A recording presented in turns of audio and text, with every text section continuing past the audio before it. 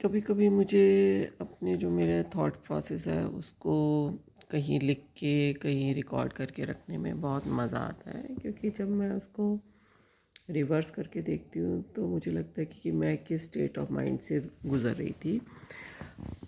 आज मैं अपनी मदर के पास आई हुई थी और मुझे लगा कि उनकी हेल्थ को देख के मैं बहुत वरीड थी। उनकी अगर हम देखें तो उनके लिए हम मेडिसिन्स ले रहे हैं पिछले कुछ टाइम से। बीपी की वो मेडिसिन कुछ सालों से ले ही रही थी उनके,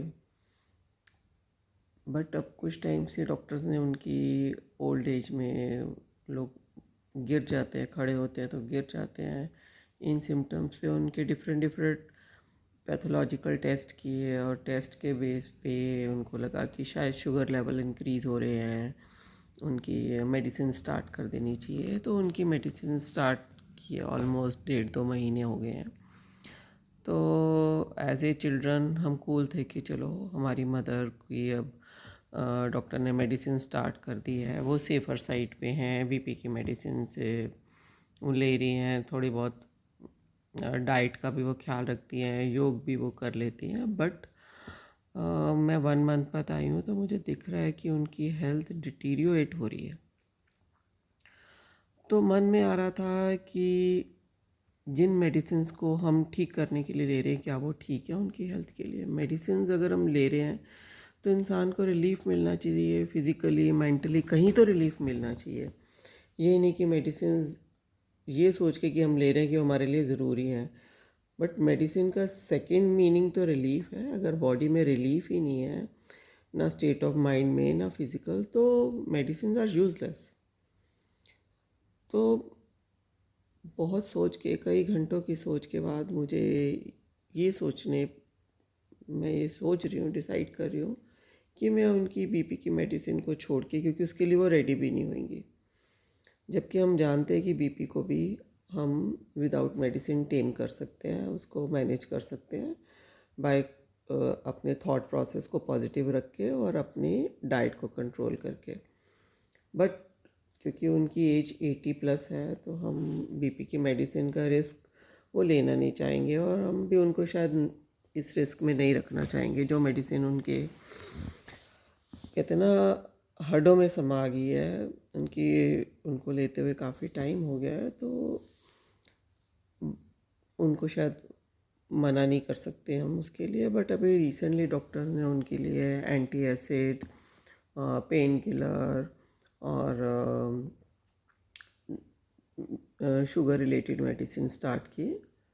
बट अब मैं उनको आज 1 मंथ बाद देख रही हूँ तो उनकी हेल्थ डिटीरियोरेट हुई है। अगर डिटीरियोरेट हुई है तो फिर इन मेडिसिन का क्या फ़ायदा।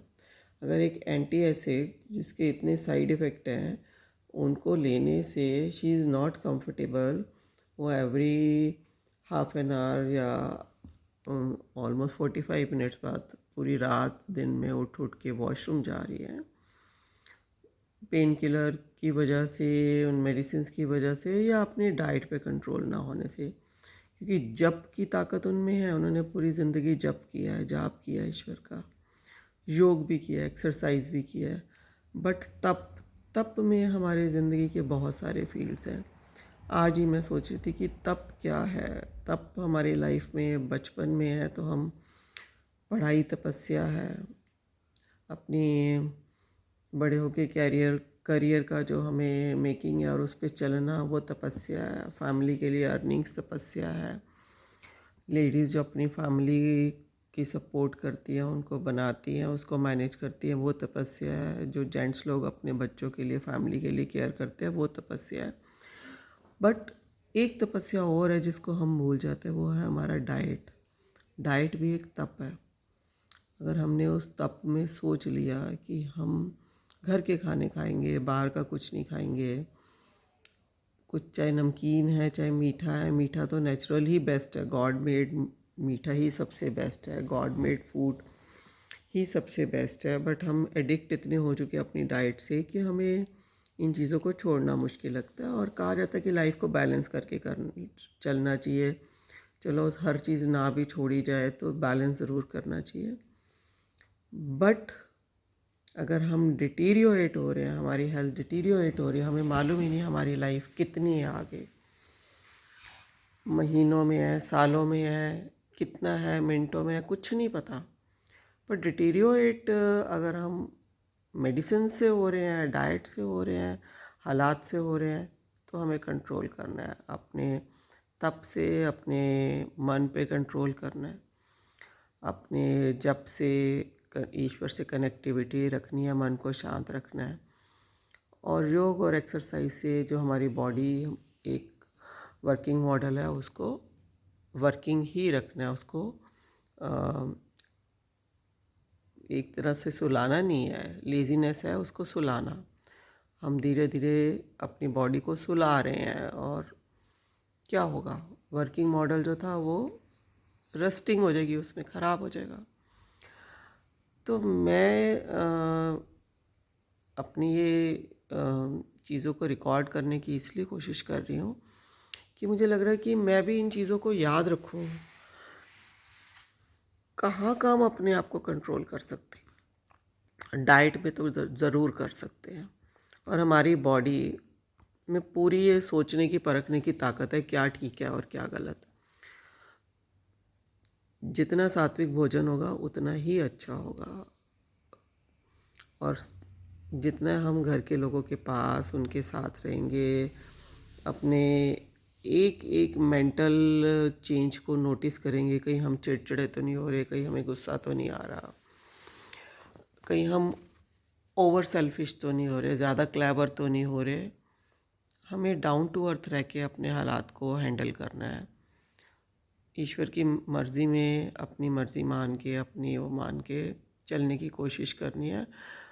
बट अपने आप को मरने भी नहीं देना कि लाइफ बहुत प्रेशियस है, बारी बारी तो नहीं मिलेगी।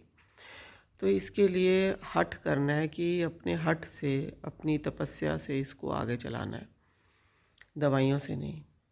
दवाइयाँ किसी हम एक्सीडेंट्स में से गुज़रते हैं, हमें बहुत हेल्प करती हैं, बहुत बहुत जगहों पे हेल्प करती हैं, पर हम लोग मेडिसिन्स के एडिक्ट हो गए। इससे हमें उठना है, बिना मेडिसिन्स के भी लाइफ चल सकती है, कंफर्टेबल होकर चल सकती है और चलानी चाहिए। नेचुरल आयुर्वेदिक चीज़ों से चलानी बहुत बहुत अच्छी है। मैंने अभी अभी त्रिफला के को लेके देखा फॉर फ्यू डेज़, तो हमें इट्स लाइक ए टॉनिक। अगर इसकी एक टेबलेट हम खाली पेट ले लें, या दोपहर शाम को जब हमारे पेट ज़्यादा भरा ना हो उस टाइम लें, ताज़े पानी के साथ लें, बट सिंगल टेबलेट, तो ये हमारे गले में भी, जैसे त्रिफला लोगों को कहते हैं गला ड्राई होता है तो लगता है, तो उस चीज़ को भी कंट्रोल करेगी और हमारे को थोड़ी सी ताकत तो देती है। सब्स्टिट्यूट है, मेडिसिन्स के साथ हमारी बॉडी के लिए सपोर्ट है ये।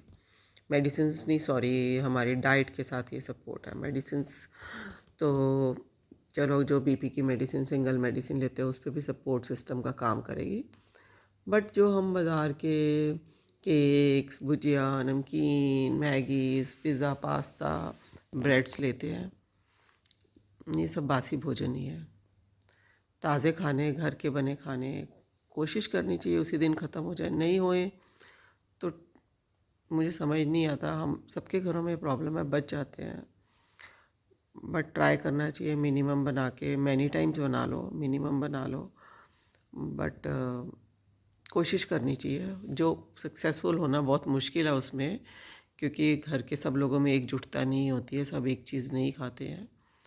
तो बट अपने लिए पर्सनली एक एक पर्सन को अपने लिए ये जागरूकता रखनी चाहिए कि हम फ्रेश चीज़ और अच्छी चीज़ कैसे खाएं, कैसे अवेलेबल हो, कहाँ पे कॉम्प्रोमाइज़ करने हैं, ताकि जो लेडी ऑफ द हाउस है उसके लिए भी इजी हो।